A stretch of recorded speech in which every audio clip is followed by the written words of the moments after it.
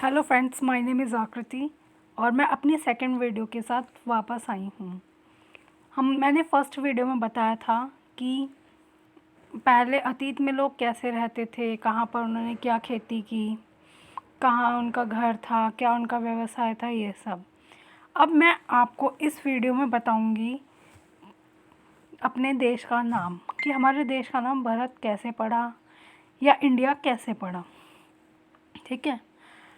बहुत साल पहले जो है, ये कोई 2500 वर्ष पूर्व उत्तर पश्चिम की ओर से आने वाले ईरानियों और यूनानियों ने सिंधु नदी को हिंदोस अथवा इंदोस कहा था। इंदोस कहा था, तो इस नदी के जो पूर्व में स्थित भूमि प्रदेश था उसको इंडिया कहा गया। सिंधु नदी के जो पूर्व में भूमि का प्रदेश था उसको इंडिया कहा गया। ये जो इंडिया और इंडस शब्द हैं ये संस्कृत भाषा के सिंधु से निकले हुए हैं। ठीक है। और भारत नाम कैसे पड़ा? भारत नाम जो है उत्तर पश्चिम में रहने वाले लोगों के एक समूह के लिए प्रयोग किया जाता था। मतलब वहाँ पर एक लोगों का समूह रहता था, उस समूह को जो है भारत नाम से बुलाया जाता था। तो उस भूमि को, जिस पर भारत लोग रहते थे, उस भूमि को भारत नाम से भारत नाम का देश, भारत देश का नाम दे दिया गया। और ये जो बात है, मतलब ये जो जाति है भारत जाति, इसका जो विवरण मिला है वो करीब 3500 साल पहले की एक रचना है ऋग्वेद। यानी कि हमारे 4 वेदों में से पहला वेद जो है ऋग्वेद, उस वेद में इस जाति का, उस समूह के लोगों का विवरण मिला है। अब हम अतीत के जानेंगे कि अतीत के बारे में कैसे जानें। मतलब कि अतीत के बारे में जो पहले लोग रहते थे उन सब के बारे में हम कैसे जानें, उनका क्या जीविका थी, क्या व्यवसाय था, ये सब कैसे जानें। तो अतीत की पुस्तकें तो होती नहीं थी पहले, कागज़ तो था नहीं। तो उस टाइम में क्या लिखा जाता था? पांडुलिपि लिखी जाती थी। पांडुलिपि को इंग्लिश में क्या बोलते हैं? मैन्यूस्क्रिप्ट। तो मैन्यूस्क्रिप्ट में जो मैन्यू शब्द है वो लैटिन भाषा से निकला हुआ है। लैटिन भाषा से, इसका मतलब है, मैन्यू का अर्थ है हाथ से निकला हुआ। हाथ से निकला मतलब हाथ से लिखी हुई लिपियाँ। तो ये लिपियाँ जो थी कैसे तैयार की जाती थी? ये लिपियाँ ताड़पत्र यानी कि पेड़ के पत्तों, हिमालय क्षेत्र में एक उगने वाला भुर्ज नाम का पेड़ था, उसकी छाल से विशेष तरीके से तैयार की जाती थी। उस पर ये पांडुलिपियाँ लिखी जाती थी। विशेष तरीके से कैसे? पेड़ों की छाल को सुखाकर, साफ करके, इस तरह से। ठीक है।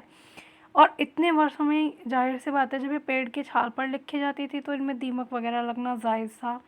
तो ये जो है लिपियाँ, पांडुलिपियाँ ख़राब हो चुकी थी। उनमें से कुछ ही आज 2-4 बची हुई थी। तो जब ये अतीत के विषय में इनमें लिखा जाता था तो क्या लिखा जाता था? उनके व्यवहार, मान्यताओं के बारे में, धार्मिक मान्यताओं के बारे में, व्यवहारों के बारे में, राजाओं के जीवन के बारे में, औषधि क्या दी जाती थी उस टाइम विज्ञान का कैसा था, सभी प्रकार के विषयों के बारे में उस समय लिखा जाता था। इसके अलावा क्या था? लिखा जाता था महाकाव्य, कविताएं, नाटक भी लिखे जाते थे। और किस भाषा में लिखे जाते थे? या तो संस्कृत भाषा में लिखे जाते थे, या प्राकृतिक भाषा में, या तमिल भाषा में लिखे जाते थे। प्राकृत भाषा का प्रयोग कौन करता था? आम लोग बोलचाल में प्राकृतिक भाषा का प्रयोग करते थे। अच्छा, इसके अलावा पांडुलिपियों के अलावा हम अभिलेखों का भी अध्ययन कर सकते हैं। अभिलेख क्या होते हैं? ऐसे लेख जो पत्थर या किसी धातु पे लिखे जाते हैं, मतलब कठोर सतहों पर उगेर कर लिखे जाते हैं। ठीक है। कभी कभी जो है अभिलेख क्या लिखा होता था? कभी कभी जो है राजा महाराजाओं ने विशेष उपलब्धि प्राप्त की है, या फिर उन्होंने कोई विशेष कार्य करवाया, या किसी संस्था की स्थापना करवाई है, तो वो, या कोई मतलब इमारत बनवाई, तो वो इस सब का जिक्र जो है अपने अभिलेखों में कर दिया करते थे। या कुछ खास लड़ाई लड़ी है, उसमें विजय प्राप्त की है, तो इसमें चैप्टर में जो है आपको एक अभिलेख दिखाया गया है। ये अभिलेख जो है लगभग 22,000 वर्ष पूर्व, 50 वर्ष पूर्व अभिलेख है। ये आज का जो वर्तमान का अफ़गानिस्तान में, उसमें आपको यहाँ से प्राप्त हुआ था ये।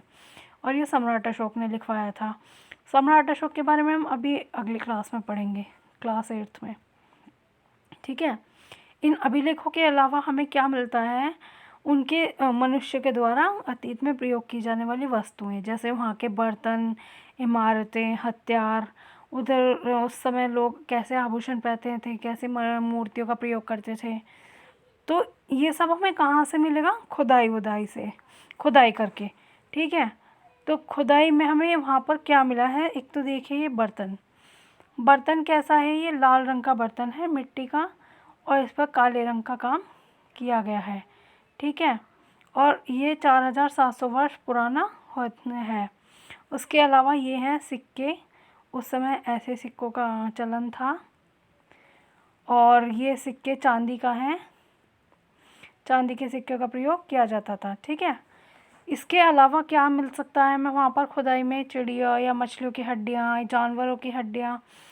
उससे ये पता चलता है कि उस समय के लोग क्या खाते थे, या कैसी उस समय की वनस्पति थी, कैसे उस समय उन लोगों का जो है खान पान था।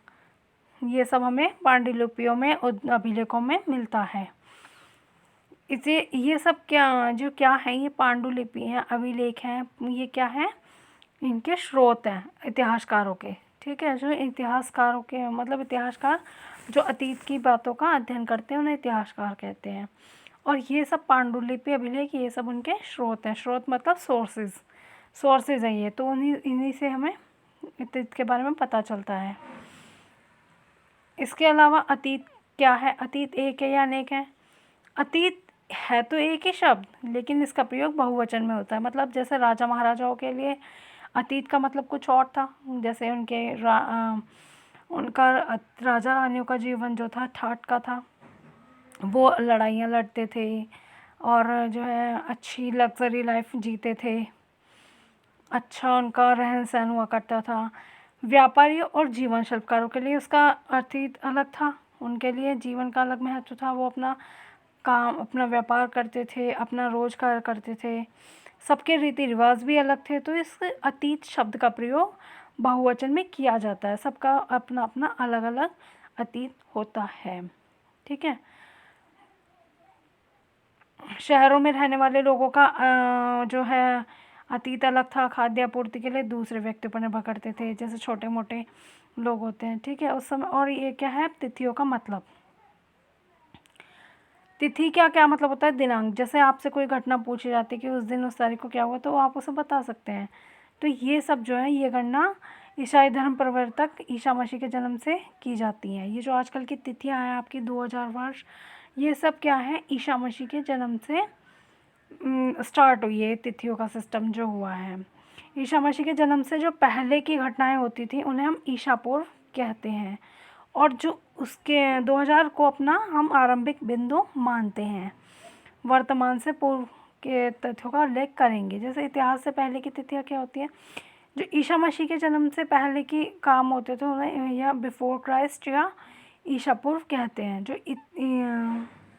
जो ईसा मसीह के जन्म से पहले की घटनाएं हैं उन्हें ईसा पूर्व कहते हैं, और जो ईसा मसीह के जन्म के बाद के हैं वो एंटी डिमोनो, ठीक है।